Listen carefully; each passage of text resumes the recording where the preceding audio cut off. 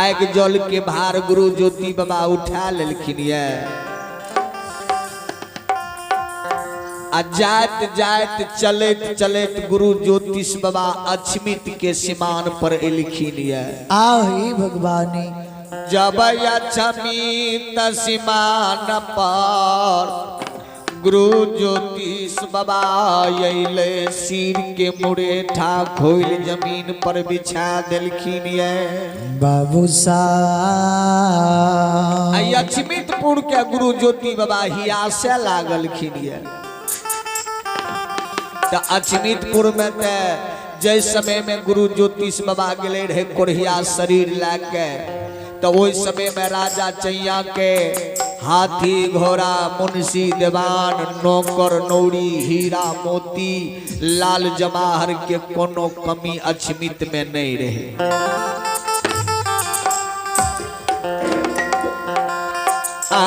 राजा चंद्रबली के अछमित में ने हाथी ने घोड़ा ने मुंशी देवान ने राजपाट ने नौकर नौरी रहले अछमित में श्रोता बाबू आए रहे राजा आए भै गले भिखारी मांगल भीख राजा के अछमित में नहीं कुछ समाज दे छे। राजा के मंदिर घर मकान के जब गुरु ज्योतिष बाबा नहीं देखे छे तो ज्योति बाबा धर्मराज बाबा के कहे छे ठाकुर जी ओ ठाकुर जी आबा ताबा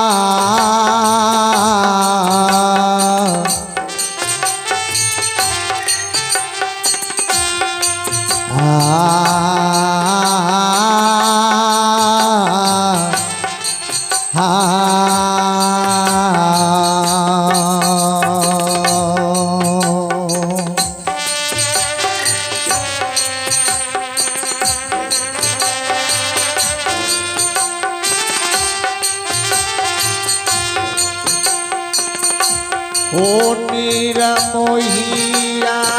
बाताबा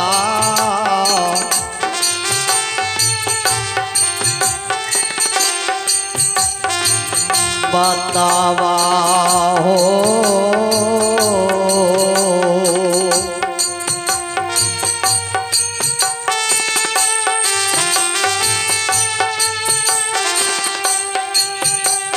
बतागा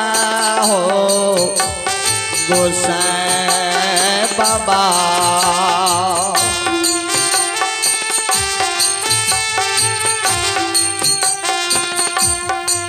के हो छिए बाबा कौन गाम के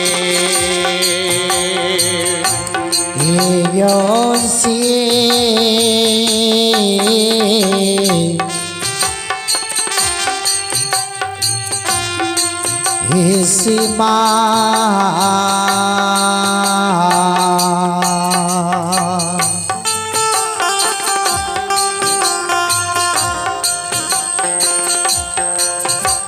सीमा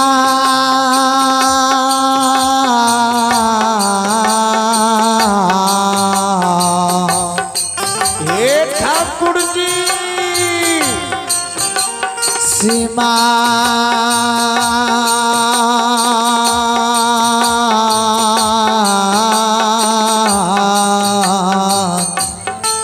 माली हे श्रीमान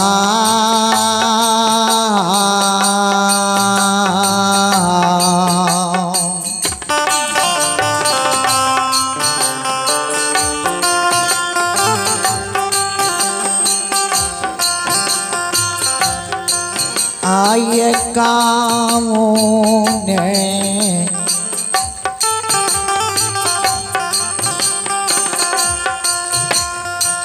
सीमा न पार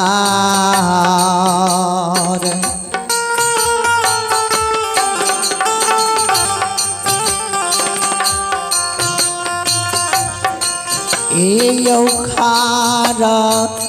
भेलिए विधाता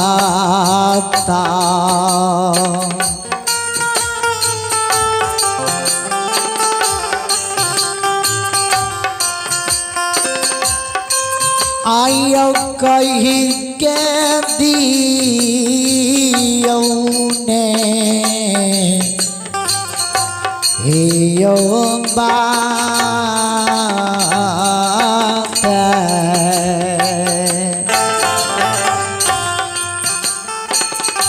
ठाकुर जी धर्मराज ई हमरा कहू त ई कौन गाम के सीमान छियै और कौन जगह पर खार भेलिए? धर्मराज बाबा कहल के हो हनुमान जी सगरे बाबू ज्योति के खियाल रहे अयचनित के सीमान के खियाल बाबू ज्योति भूल गए। दयालु धर्मराज बाबा कहल के हो बाबू ज्योतिष दुलारा हो या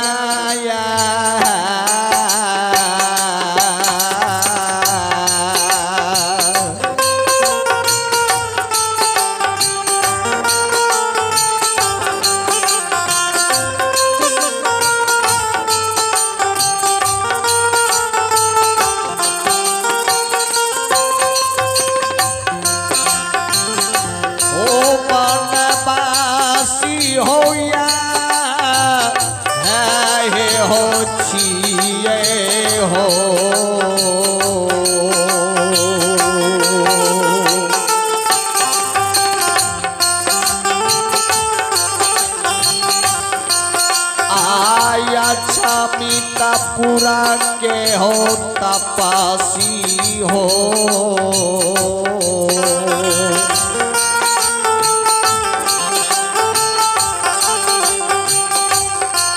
आयो छिए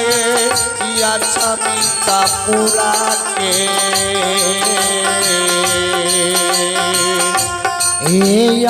सी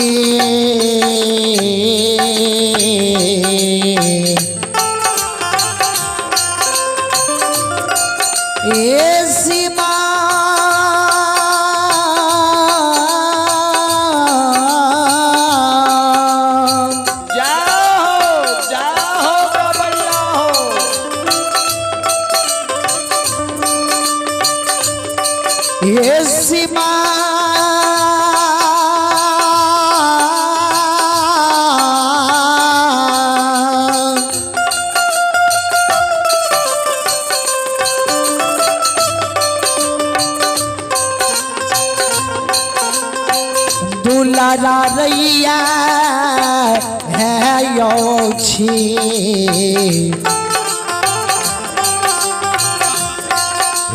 यो छी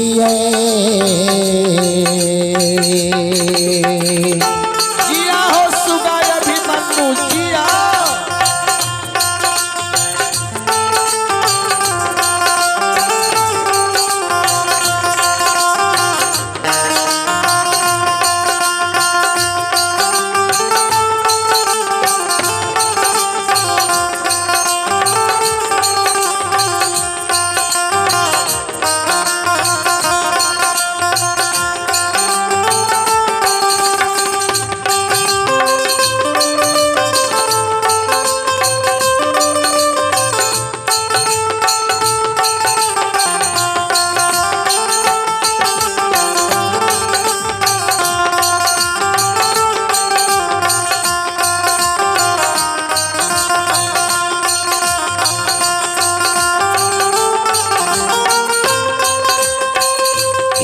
सन्यासी है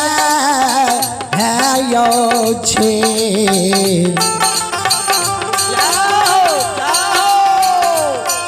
आयो छिए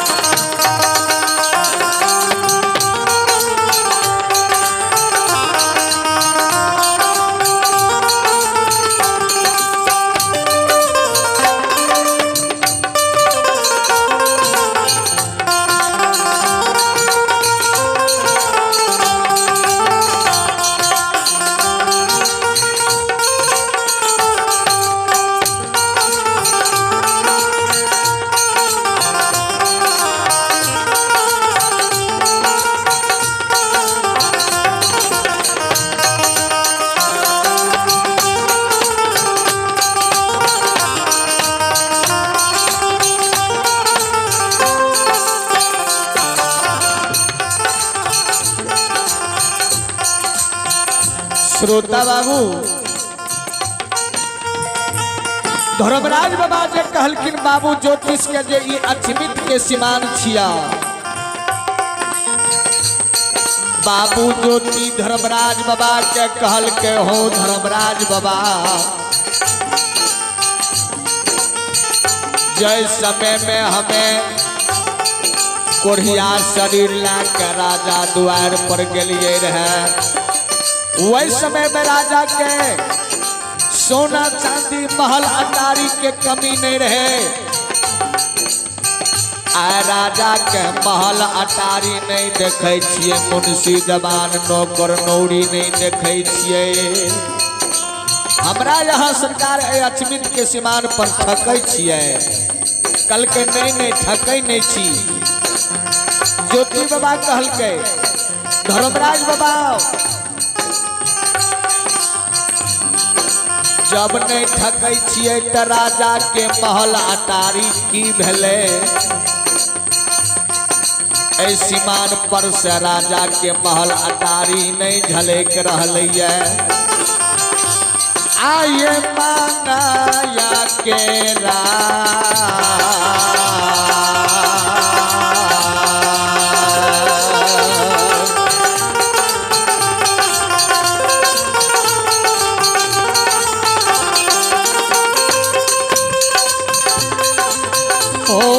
धाता माया के राचना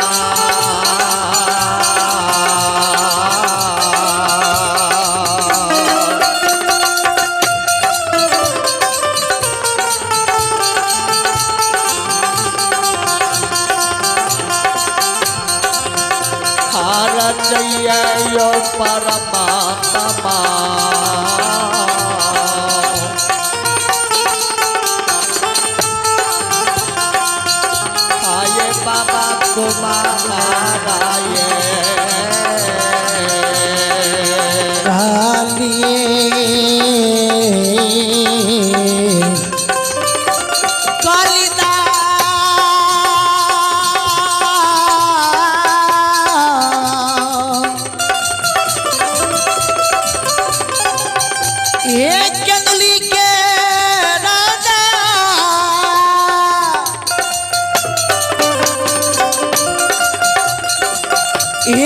श्रोता भगवान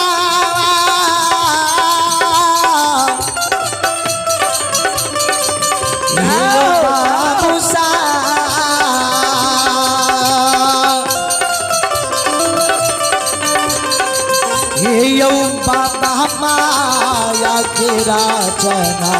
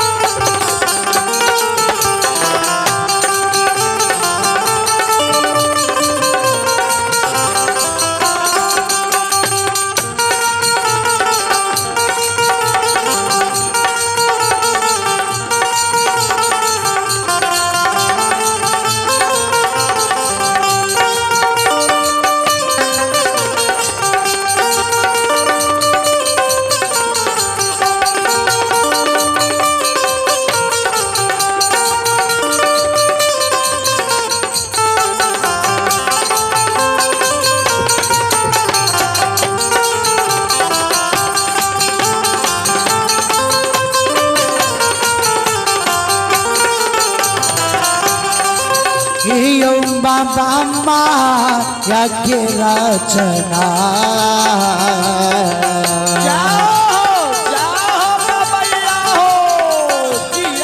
यो लीलाधारी माया के रचना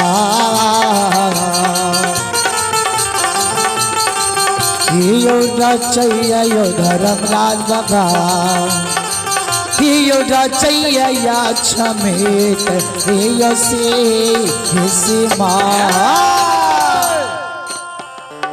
गुस्सा बाबा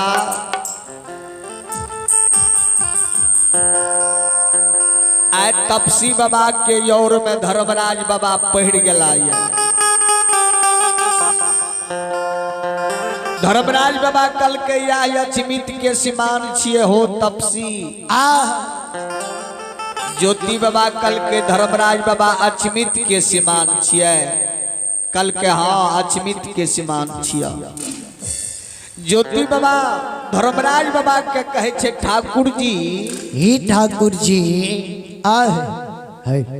कहू ते अगर ई अचमित के सिमान छिए त राजा के मंदिर घर मकान नौकर नौरी हीरा मोती लाल जवाहर मुंशी देवान हाथी हथसार घोड़ा घोड़सार कहाँ हमरा बाबा नजर आवे छे धर्मराज बाबा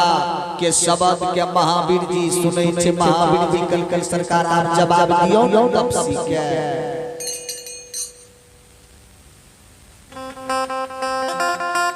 धर्मराज बाबा कल के तपसी तो जेबहो कते से कह पोपीपुर के नहीं जेबहो कल के नहीं पोपीपुर नहीं जेब कल के तब कते जेब कल के पहले अब हम अचमितपुर जेब कल के तोरा अचमितपुर में कौन काज छा ज्योति बाबा कल के सरकार हमरा कौन काज छे उ अहाँ के हम थोड़े बताएब हमरा अहाँ ई बताबू ने जे राजा के मंदिर घर मकान की भेलै चोर चोरा लेलकै या कोई दुश्मनी से राजा के जगह जमीन के हड़प लेलकै ये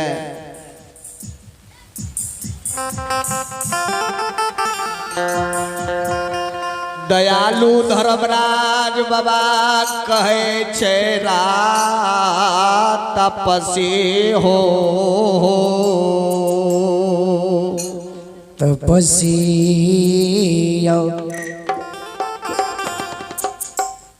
चला तो एक बेर अचमित जब जब होता अचमितपुर में पता लगाविए कल के नहीं बिना पता लगे ने हम अचमित जेबा ऐ सीमान पर हमरा सारा राजा के पता बताबा जे राजा अचमित में छे कि नहीं छे ओकर ई संपत्ति की भेले घर द्वार किया टूट फूट गेले ये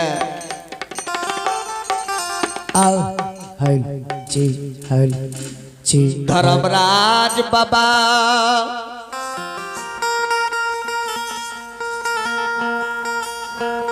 कही